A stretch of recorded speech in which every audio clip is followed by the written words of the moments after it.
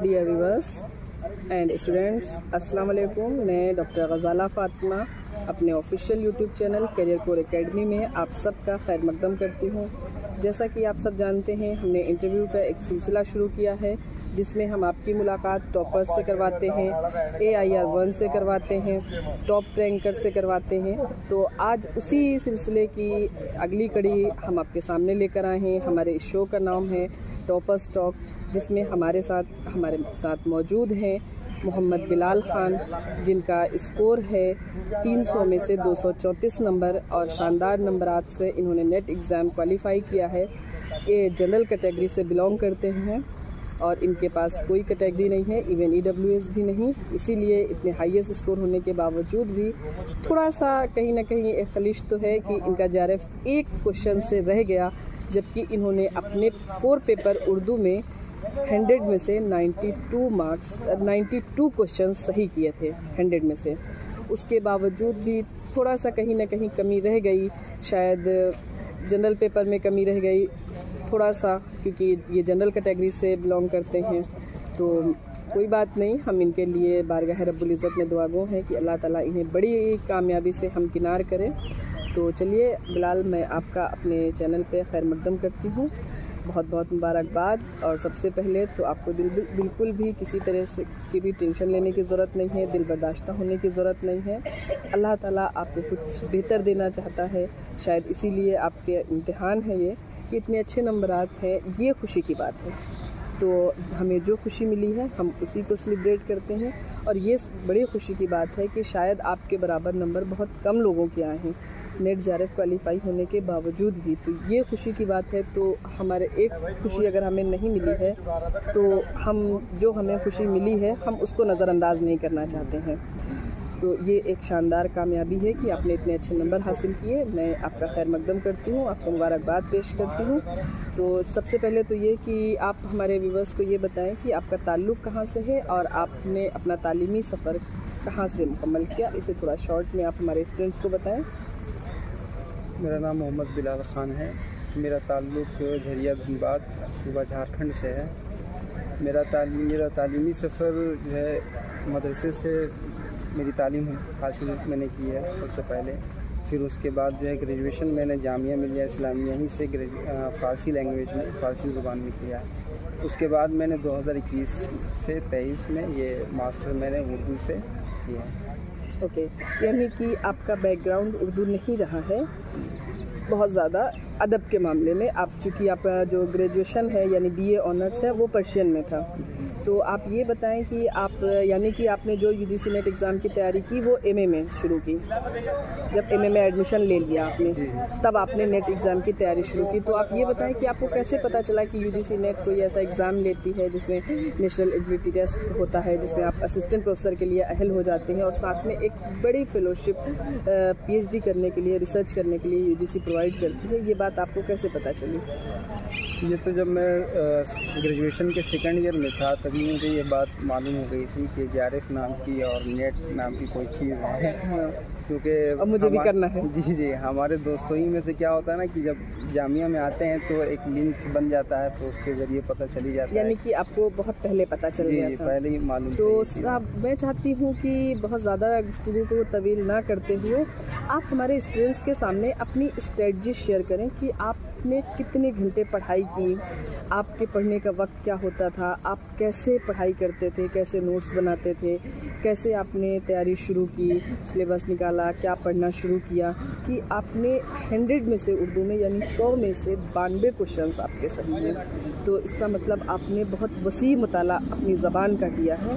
तो आप बताएं कि आपकी इस वसी मुताले के पीछे आप कितना वक्त सर्व करते थे अपना, वो हमारे स्टूडेंट्स को बताएं ताकि आने वाले एग्ज़ाम दिसंबर 2023 में वो भी आपके टिप्स को फॉलो करें और शानदार नंबरों से कामयाबी हासिल करें।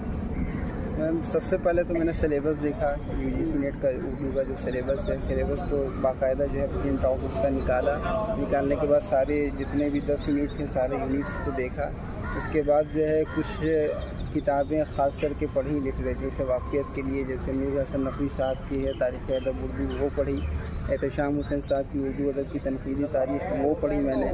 फिर उसके बाद तनकीद के लिए नूर हसन नकवी साहब की फ़न तनकीद उर्दू तनकीद निगारी जो है वो मैंने पढ़ी। यानी कि आपने अपने सबसे पहले, चूँकि ग्रेजुएशन आपका उर्दू में नहीं था, इसलिए आपने बेसिक कंसेप्ट अपने क्लियर किए तैयारी शुरू करने से पहले, जबकि आपने अपने बेसिक कंसेप्ट क्लियर किए।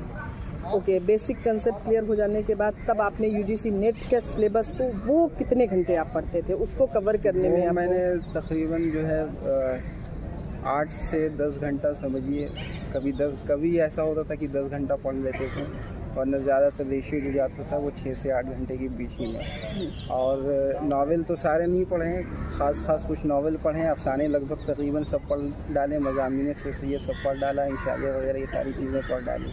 अब जैसे ये नूर हसन नकवी साहब वगैरह की जो बुक वगैरह जो मैंने पढ़ी है, तो उसमें से जिनकी मतलब जिस शोरा की जो शेरी मजमूए हुआ करते थे या किसी अदीब के कोई मज़ामीन हैं तो उनको नोट डाउन कर लिया करता था। और साथ ही अखबारात जो है जिन्होंने जो भी मतलब सहाफ़ी जो हैं उन्होंने अखबार निकाले या रिसाले निकाले, वो सब चीज़ें भी नोट डाउन करके तैयारी मतलब इस तरीके से करता था। और साथ ही जैसे कि अब यूजीसी नेट में जो बहुत सारे क्वेश्चन ऐसे होते हैं कि किताब वगैरह की भी तरतीब लगाने के लिए दे देते हैं, फिर ज़मानी तरतीब में, और पैदाइश और वफ़ात के ताल्लुक़ से भी देते हैं ये तरतीब।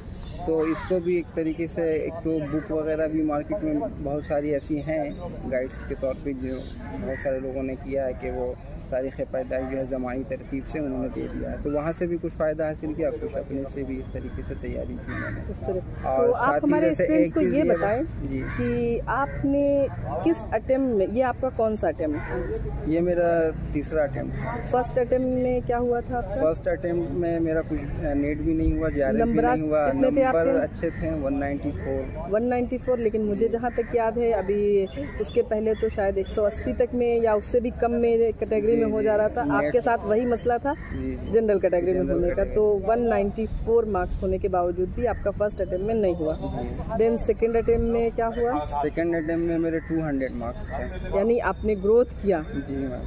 तो 200 उसमें आपका नेट हो गया, जनरल कैटेगरी में नेट हो गया। चलिए बहुत मुबारकबाद। थर्ड अटेम्प्ट में आपने बहुत अच्छा स्कोर किया, 232 नंबर।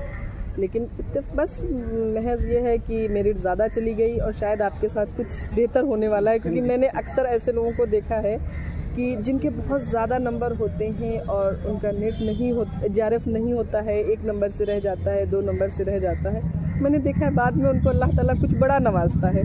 शायद इसीलिए हो सकता है कि आपको अभी और अल्लाह ताला चाहता है कि अभी आप और मुताला करें और वो आपको कुछ उसका बेहतर इनाम दे सके। तो मुझे ऐसा ही कुछ लग रहा है। तो मेरे लिए तो खुशी की बात है कि आपने हमारे दायरे शौक़ में रहकर तैयारी की और इतने अच्छे शानदार नंबर हासिल किए।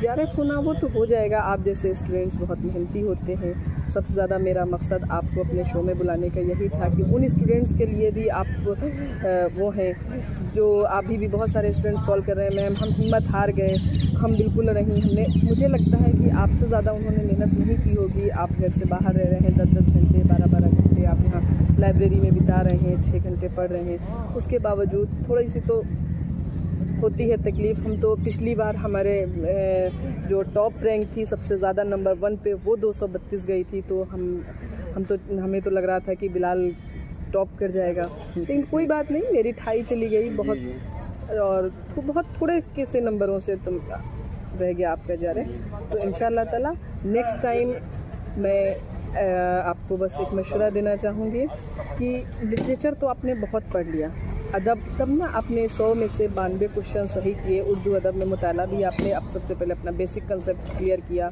उसके बाद फिर मुताला शुरू किया, वसी मुताला किया। अब आप थोड़ा सा, मैं समझ सकती हूँ कि आपको प्रॉब्लम आई होगी जनरल पेपर में थोड़ी सी। जनरल पेपर में आपके कितने मार्क्स थे?